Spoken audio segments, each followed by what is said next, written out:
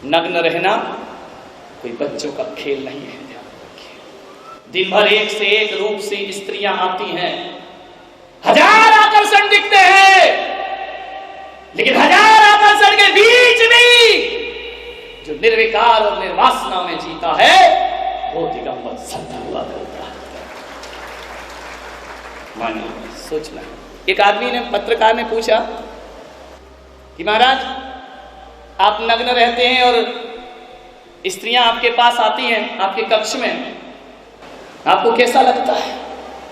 अरे मैंने कहा मुझे कैसा लगेगा? बोले नहीं आप बताइए, मैं जनरल प्रश्न पूछ रहा हूं। मैंने कहा मुझसे पूछ रहे कैसा लगता है?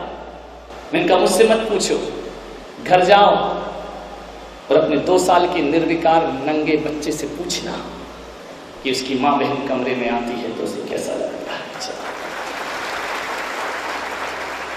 मैंने कहा जब तुम बहुत छोटे थे और मां के आंचल का जब दूध पीते थे तो बोले मां के आंचल में हाथ रखने पर तुम्हें कैसा लगता था? विचार करिए, सोचना है आपको।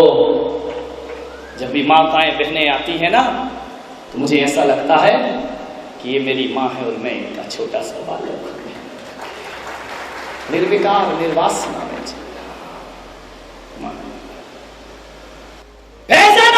से बचिए। ये देश के लिए बहुत बड़ा खतरा है। युवा पीढ़ी फैशन और व्यसन में जा रही है।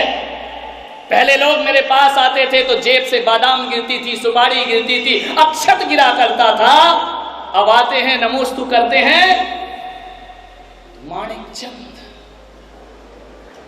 विमल, लियो, बादशाह, गुरु।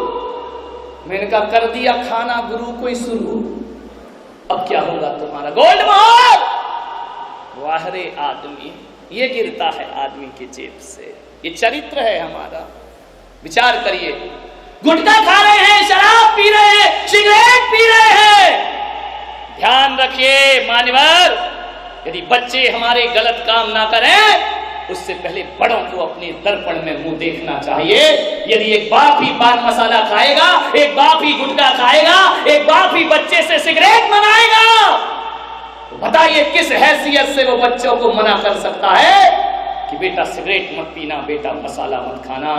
अरे युवा पीढ़ी को सुधारने से पहले हमारी प्रौढ़ पीढ़ी को अपना जीवन बदलना होगा। हमारे बुजुर्गों को, तुम तंबाकू खा रहे हो, तुम पान मसाला खा रहे हो और बच्चों से कह रहे कि आप ऐसा मत करिए, आपकी बातों का कोई प्रभाव नहीं पड़ेगा। मान्यवर, एक माँ बाप अपनी औलाद को जिंदगी भर नहीं बदल पाते हैं और एक संत अपने आप के बच्चों को 1 घंटे के सत्संग में जीवन बदल के रख दिया। क्यों? क्योंकि हम जो करते हैं वही बोलते हैं। तुम केवल बोलते हो और करते नहीं हो। ध्यान रखिए, साधु जुबान से ही नहीं बोलता, साधु अपने जीवन से भी बोल करके दिखाता है। ध्यान, आपके बच्चे मेरा कहना मान जाते हैं। मैं कहता हूं बेटे मंदिर जाना, हाँ महाराज जाऊंगा। मैं कहता हूं बेटा सिगरेट नहीं पीना, हाँ महाराज नहीं पीऊंगा। आप जिंदगी भर कहो तो नहीं सुनेंगे। ध्यान रखिए, क्यों? क्योंकि तुम्हारे ओंठों पर सिगरेट लगी है। ध्यान रखिए, आदर्श बनकर के दिखाइए। नशा मौत है, आजाद की मौत है, कल परिवार की मौत है, एक दिन समाज की मौत है। और नशा यदि बढ़ते गया तो पूरे राष्ट्र की मौत है, और भी बढ़ा तो नशा पूरे विश्व की मौत हो जाया करता है।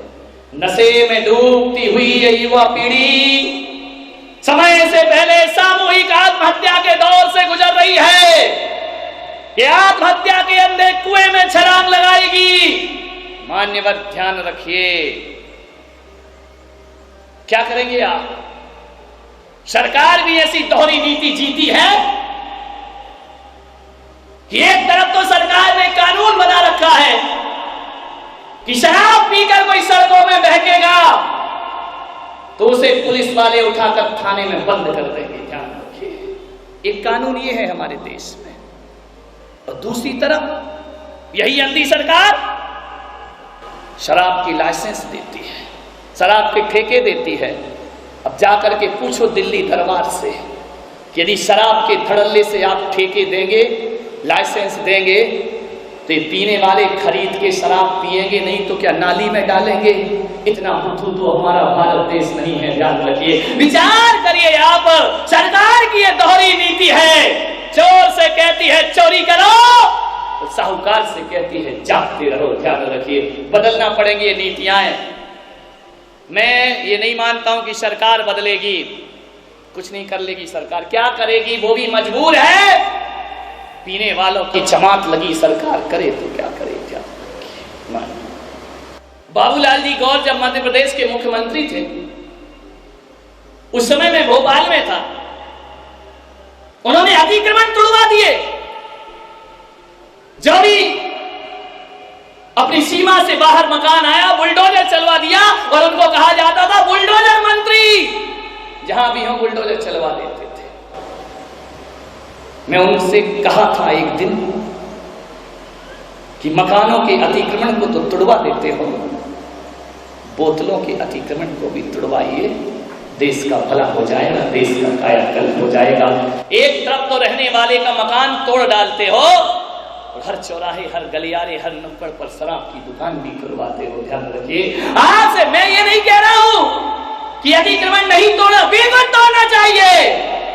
राजाज्ञा के विरुद्ध कोई भी काम हमें नहीं करना चाहिए। जिस राष्ट्र में रहते हैं, जिस देश में रहते हैं, राजा के अनुशासन में रहना हमारा फर्ज और दायित्व बना करता है, ध्यान रखिए। सीमाओं का उल्लंघन करोगे टूटेंगे। लेकिन मैं आपसे कहता हूं, कोई मंत्री अतिक्रमण तोड़वाता है तो तुम सब मिलके भी तो कोई मैखाने तोड़वा सकते हो, शराब की दुकानें बंद करा सकते हो। अरे जब शराब बिकेगी नहीं तो पिएगा कौन? और यदि सारे लोग शराब पीना ही छोड़ देंगे तो फिर बेचेगा कौन? ध्यान, गलती दोनों तरफ से है। सरकार की भी गलती है और नागरिक की भी बहुत बड़ी गलती है। ध्यान, क्या हो गया मेरे देश को? जिस देश में गंगा बहती है, हम उस देश के वासी हैं। गंगा इस देश की लाइफ लाइन है मेरे भाई। मेरे देश की पवित्र गंगा, ऐसा देश है हमारा कि जहां मैदानों में गंगा बहा करती है और मंदिरों में गंधोदक रखा करते हैं, जिसे हम माथे में लगाकर जीवन को धन्य किया करते हैं। मानव, जिस देश में गंगा बह रही हो वहां शराब की नदियां बहें, शर्म की बात हुआ करती है। गिलासों में जो उबरे वो न डूबे उबे जिंदगानी में, और हजारों बह गए इन बोतलों के बदबारी में। मान्यवर, एक शराबी शराब पी रहा था, मुझे मिल गया। मैंने कहा शराब क्यों पीते हो? मालूम उसने क्या बोला? मुझे पीने का शौक नहीं। शर्माओ मत, आता है, ध्यान रखिए। पीता हूं गम भुलाने को। मैंने कहा पागल, एक बात बता, शराब पीने से तू गम भूल जाता है? बोले हाँ महाराज, जितनी देर नशा रहता है उतनी देर तो भूल ही जाता हूं। मैंने कहा पागल, तू तो थोड़ी देर को अपना गम भूल जाता है, मगर याद रख जिंदगी भर को तेरा परिवार गम में डूब जाता है। ध्यान रखिए, अपने थोड़े से गम को भुलाने के लिए पूरे समाज को, पूरे परिवार को गम में डुबो देना, इनका ये कोई नीति की बात नहीं हुआ करती है, ये कोई न्याय की बात नहीं है, ये अन्याय है। हम क्षणिक शौक के लिए पूरे परिवार को तबाह करते हैं। मैंने कहा एक काम कर, गम भुलाना है ना, आज से गाना गाना बंद कर दे कि पीता हूं गम भुलाने को। शराब पीने से गम नहीं भूलेगा, लेकिन मैं कहूंगा गंगा में नहा ले, गंधोदक माथे से लगा ले।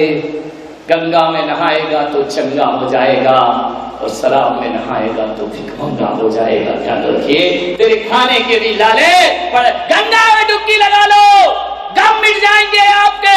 गंधोदक माथे पर चढ़ा लो, गम मिट जाएंगे आपके। लेकिन शराब ओंठों से लगाओगे, जिंदगी भर गम तुम्हारा पीछा नहीं। सुरा सुंदरी के शौकीन जीवन के अंत समय में कुत्ते की मौत मरा करते हैं। ध्यान रखिए, तो मैं आपसे कह रहा हूं, मैं बस बात आपसे कहने जा रहा हूं, मेरी अपेक्षा है, मेरी भावना है कि तुम कुत्ते की मौत ना मरो।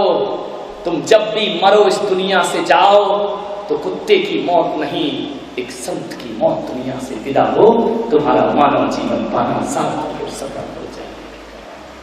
लोग कहते हैं विश्व में शांति हो। क्या होता है विश्व? लोग कहते हैं राष्ट्र में शांति हो, समाज में शांति हो।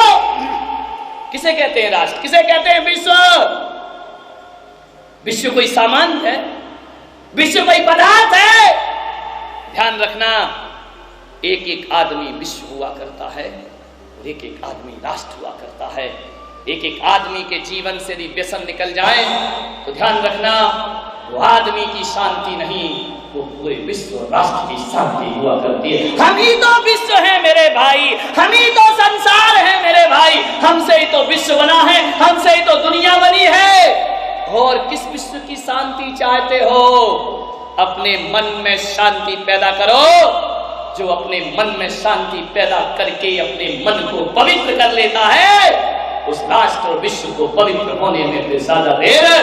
अपने आप को देखो मान्यवर, शराब पूरे परिवार को तबाह करती है, पीता एक है, दुर्दशा पूरे परिवार की होती है। एक आदमी को मैं जानता हूं, मैं एक बार जेल गया, एक दिन के लिए प्रवचन करने, और कुछ मत लगाओ अर्थ कि मैंने कोई कांड किया इसलिए जेल गया।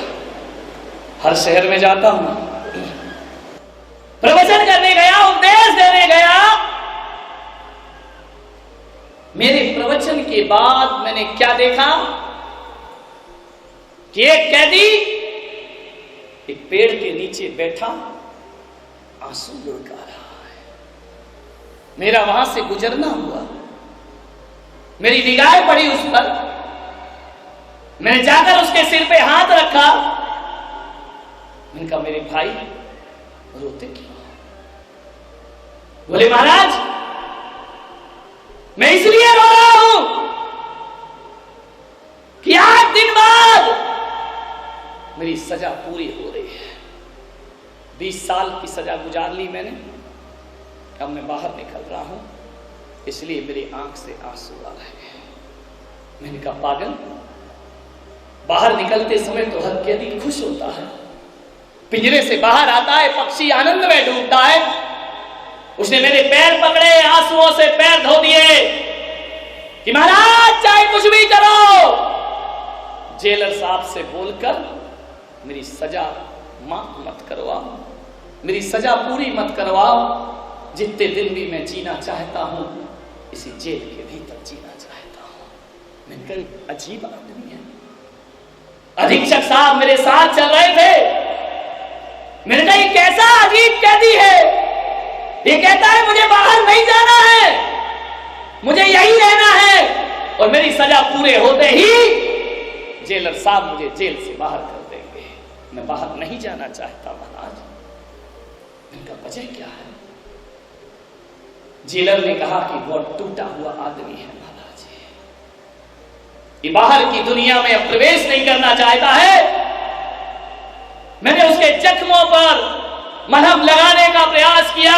मैंने कहा बता भाई तुझे क्या तकलीफ है, एक बात तो बता दे, क्या वजह थी जो तू इस जेल के भीतर अपनी जिंदगी गुजार रहा है? ये 20 साल गुजार दिए तूने। बोले महाराज मेरा भी एक परिवार था, एक बहुत अच्छी पत्नी थी,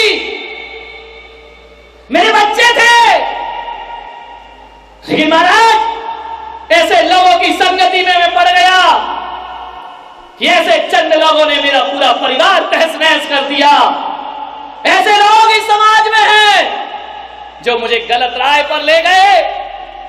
मैं कभी शराब नहीं पीता था, उन्होंने मुझे शराब पीना सिखा दी। महाराज ऐसी लत लगी, ऐसी लत लगी कि जैसे जैसे मैं शराब के घूंट पीता वैसे वैसे मेरी पत्नी आंखों से आंसू की धारा बहाती। मेरे बच्चे रोते, मेरे माँ बाप का सिर शर्मिंदगी से झुक जाता कि तू ये क्या करने लगा, इतना अच्छा हमारा लड़का। रोज रोती मेरी पत्नी, और धीरे धीरे उस पत्नी मजबूत बनी। अब वो आंसू नहीं बहाती, अब मुझसे संघर्ष करती, मुझसे विरोध करती। 1 साल हुआ, 2 साल हुआ, आए दिन झगड़ा होता, घर में कलह होती। पत्नी ने कहा मैं सुसाइड कर लूंगी, लेकिन तुम शराबी के साथ अपनी जिंदगी नहीं गुजार सकती है। लेकिन जब जब मेरी पत्नी ने आत्महत्या की और कदम बढ़ाया, मेरे 2 छोटे छोटे बच्चों को देखकर वो लाचार रुक जाती थी कि बाप शराब पीता है और मैं भी ना रहूंगी, क्या होगा इस औलाद का। बड़ी मजबूर है ये नारी, अबला तेरी यही कहानी, आंचल में है दूध और आंखों में पानी, अबला तेरी यही कहानी। बहुत परेशान हो गई मेरी पत्नी। मेरी पत्नी ने कहा कि देखो, तुम्हें शराब पीना है तो बाहर जाकर पी लो, घर के अंदर शराब मत लाओ, बच्चों पर क्या असर पड़ेगा, ये बच्चे क्या सीखेंगे। मैंने कहना ना माना। पत्नी ने कहा मैं चली इस घर से, और मैंने गुस्से में उसे धक्के मार के घर से निकाल दिया कि जा, आज के बाद तुझे इस घर में आने की कोई जरूरत नहीं है। वह कपड़े रखकर चली गई पीहर में। मैंने अपने यार दोस्तों को फोन लगाया, यह पत्नी गई, आओ महफिल जमेगी, पैमाना छलकेंगे जाम पर जाम। घर में मैं शराब पीने लगा। महाराज, मैं अपने दोस्तों के साथ कमरा बंद करके शराब पी रहा था। बाहर से दरवाजा खटखटाने की आवाज आई। मैंने कहा कौन है? जवाब नहीं मिला, दरवाजे खटखटाती रही। दरवाजा खोला तो पत्नी खड़ी थी। मैंने कहा तू तो चली गई थी ना? बोले मैं गई नहीं थी, मैं यही देख रही थी कि मेरे जाने के बाद तुम घर की क्या दशा करते हो। जिस घर को मैं मंदिर मान करके पूजती हूँ, जो घर मेरे अरमानों का सपना है, जो घर मेरे जीवन का सबसे बड़ा पवित्र स्थान है, सच कहती हूं मैंने इस घर को मंदिर से ज्यादा पवित्र बनाने का प्रयास किया है। मैंने महाराज के प्रवचन सुने थे, उन्होंने कहा था कि मंदिर को ही पवित्र मत रखो, अपने घर को भी पवित्र रखिए। उसी दिन से मैंने इस घर को पवित्र बनाया है। लेकिन आज तुमने सब यार दोस्तों को बुलाकर शराब पीकर मेरी पवित्रता को ताक-ताक कर दिया है। पति ने कहा चल भाग यहां से, आई क्या तू यहां लौट कर? पत्नी को क्रोध आया, अंदर गई, जाकर के मेरी पत्नी ने मेरे दोस्तों की बेइज्जती की कि किसी का घर उजाड़ते तुम्हें शर्म नहीं आती है? किसी की पत्नी के ना रहते हुए उसके घरों में ऐसे काम करते हो? निकल जाओ इस घर से बाहर, ये घर मेरा है, मैं इसे संवारती हूं, इसी वक्त इस घर से निकल जाइए। और मेरे दोस्तों का अपमान क्या हुआ, मैं आपे से बाहर ना रहा और मैंने एक राड उठाकर लोहे की पत्नी के सिर पर दे मारी। पत्नी चीखी, बेहोश हुई, खून की धार लगी और मेरे सामने देखते देखते मेरी पत्नी ने प्राणों का त्याग कर दिया। महाराज, एक शराब ने मेरा जीवन बर्बाद कर दिया, एक शराब ने मेरे घर को नाश कर दिया। मेरे बच्चे चीखते रहे, बिलखते रहे, क्रोध में मुझे नशे में कुछ ना दिखा, मैंने बच्चों को उठा के फेंक दिया। पत्नी का संस्कार हुआ, पुलिस आई, हथकड़ी डालकर मुझे ले गई। हत्या के आरोप में बच्चों को अनाथ आश्रम में डाल दिया गया। सोचिए मान्यवर, एक बोतल का थोड़ा सा शौक एक नशे ने कैसा हंसता खेलता घर उजाड़ के रख दिया। तो मैंने कहा अब तुम बच्चे बड़े हो गए होंगे, 20 साल के, कभी मिलने आते हैं? बोले एक बार भी मिलने नहीं आए मुझसे। अब तो थोड़ा काम करने लगे हैं, नौकरी करने लगे हैं। मैंने उन बच्चों को एक संदेश भेजा कि मेरे बच्चों मुझे माफ करो, मेरी सजा पूर्ण हो गई, अब मैं अपना जीवन सुधार कर तुम्हारे पास आ रहा हूं। दुख तो इस बात का है महाराज कि जिसके हाथ संदेश भेजा उसके हाथ बच्चों ने कहलवाया कि हम ऐसे बाप के बेटे कहलाना नहीं चाहते हैं जिसने हमारी माँ की हत्या अपने हाथों से की। जाओ हमारे बाप से कहना कि हम बिना बाप के औलाद रहेंगे, हम अपनी दम पर अच्छे बने हैं, हम हत्यारे बाप की औलाद कहलाना पसंद नहीं करते हैं। और कह देना कि हम तुम्हें देखना भी पसंद नहीं करते हैं, आपको कोई जरूरत नहीं है हमारे घर में पैर रखने की। ऐसे कुल खाती बाप का हम करेंगे क्या? और जब बाप की जरूरत थी तब बाप जेल चला गया, और जब हम 20 साल के हो गए तब ये बाप को याद आया कि मेरी औलाद है। अरे ऐसे निकम्मे बापों से हमें कोई मतलब नहीं है, ध्यान रखिए। मान्यवर, यदि आप शराब पीते हैं, नशा करते हैं, तो घटना आपके घर कभी भी घट सकती है, ध्यान रखिए। इसे एक कोरी किस्से कहानी मत समझो। उसने कहा महाराज अब मैं बाहर निकल के क्या करूंगा, 20 साल से निकम्मा बैठा हूं। औलाद ने कहा हम तुम्हारा मुंह भी देखना पसंद नहीं करेंगे, एक कृपा करा दो महाराज, मेरी सजा बढ़वा दो। और सजा नहीं बढ़ती है, अब तो जीने की तमन्ना ही खत्म हो गई है। बाहर जाके करूंगा क्या, किसके घर जाऊंगा, कौन मुझे इज्जत देगा, कौन इस हत्यारे को अपने घर में रखेगा। मुझे फांसी की सजा दिलवा दो महाराज, मैं जीना नहीं चाहता। मान्यवर, एक नशा जीवन को किस तरह से बर्बाद करता है। अरे हम तो साधारण लोग हैं, यदि व्यसन की लत पांडवों को भी लग जाती है तो द्रौपदी भी दांव पर हाथ दी जाती है, ध्यान रखना। मान्यवर, इतना बुरा होता है ये नशा व्यसन कि कोई द्वारिका में यदि यादव लोग शराब पी लेते हैं तो दीपायन मुनि के द्वारा पूरी द्वारिका भस्म कर दी जाती है, ध्यान रखिए। मान्यवर, नशे से बचने का प्रयास करो। कि समुद्र मंथन में जिन जिन ने अमृत पिया वो देव कहलाते हैं, और जो जहर पीता है वो महादेव कहलाया करते हैं। सारी दुनिया उन्हें महादेव करके पूजा करती है। महादेव किसे कहा है? शिव जी के अलावा जहां तक मैं सोचता हूं कोई भी महादेव नहीं है इस दुनिया के लिए जो जहर पी जाता है। मान्यवर,